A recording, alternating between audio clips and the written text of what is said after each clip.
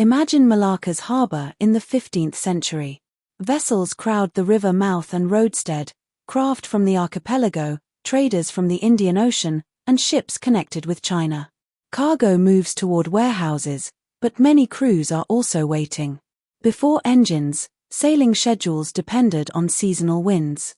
A ship arriving on one monsoon might remain until another pattern made departure possible.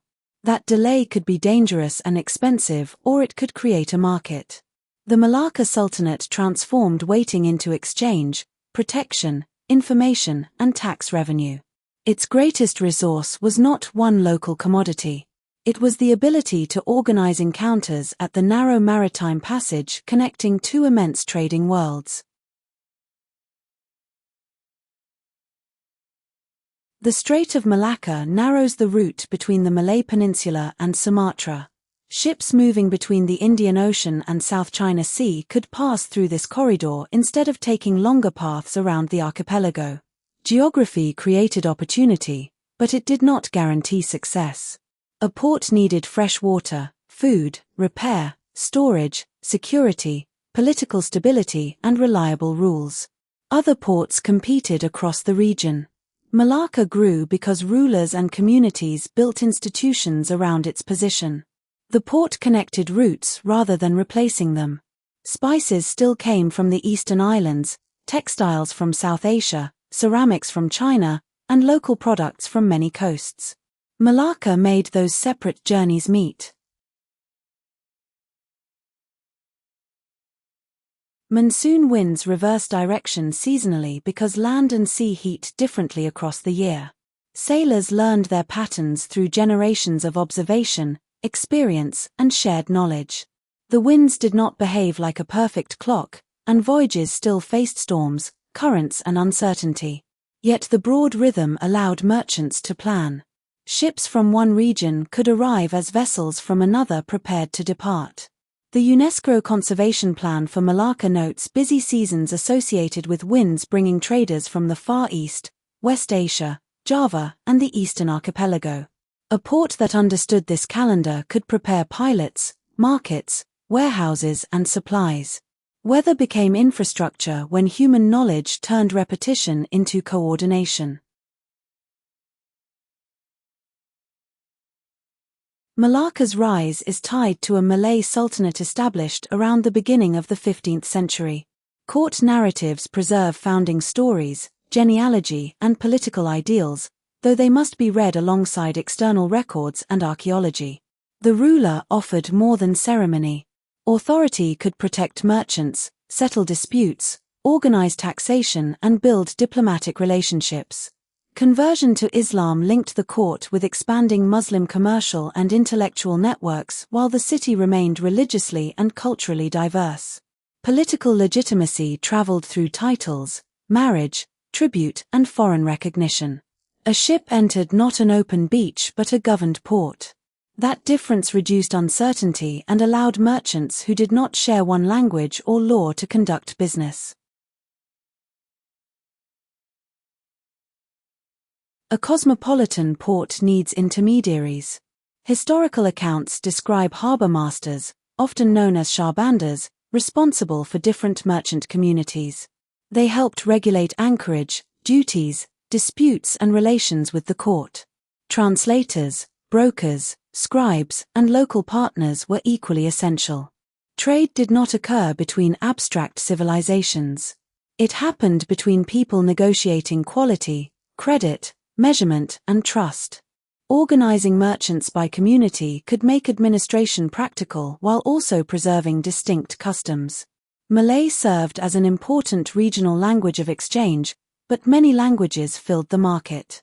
Malacca's success rested on this social infrastructure, people skilled at moving meaning as carefully as others moved porcelain or cloth.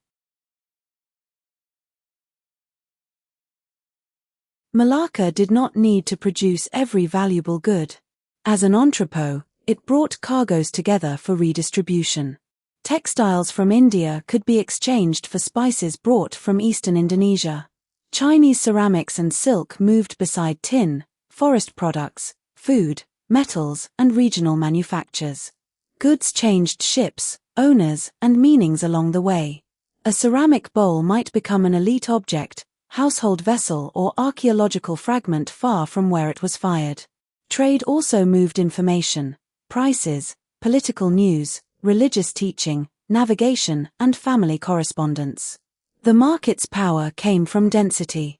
A merchant could find more partners in one harbour than by sailing personally to every source. Melaka sold connection itself.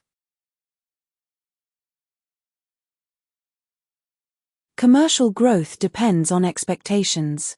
Melaka is associated with legal traditions governing court, market, and maritime life, including rules later preserved in Malay legal texts. Their exact compilation histories are complex, but they show concern with authority, contracts, shipboard roles, theft, debt, and responsibility. Law did not eliminate conflict or inequality.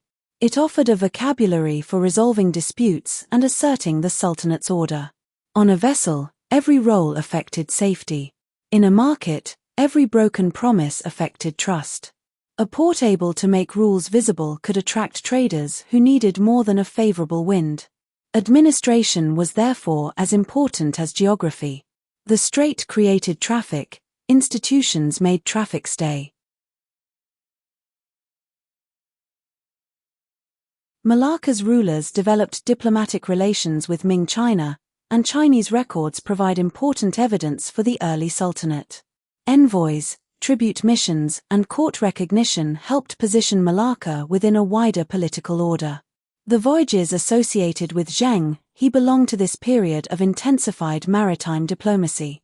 It would be misleading to describe the relationship as modern alliance or simple protection. Each side acted within its own political language and interests. For Melaka, foreign recognition could strengthen legitimacy and deter rivals. For the Ming court, missions expressed imperial order and supported maritime engagement. Diplomacy amplified what geography began, making the port visible far beyond the strait. In 1511, Portuguese forces conquered Melaka. The attack ended the rule of the Melaka Sultanate in the city but did not erase Malay political networks. Successor centers, including Johor, carried parts of the dynasty and commercial rivalry forward.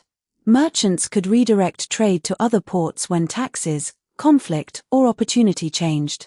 The Portuguese fortified Melaka and inserted it into their own maritime system, followed later by Dutch and British control.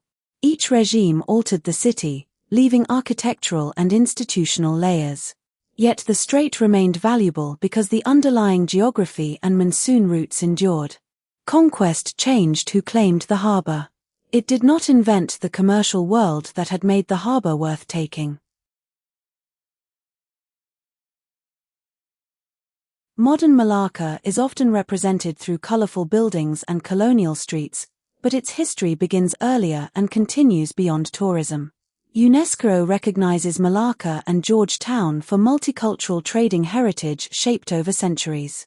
Mosques, temples, churches, shophouses, foodways, languages, and family histories show that exchange became everyday life. Heritage protection must therefore consider residence, worship, work, and affordability, not only preserved facades. Return to the harbour and the waiting ships. The Monsoon did not build Melaka by itself. Sailors read the wind, officials wrote rules, merchants negotiated, workers moved cargo, communities made homes. Geography offered a meeting point. Human organization turned it into one of Southeast Asia's great cities.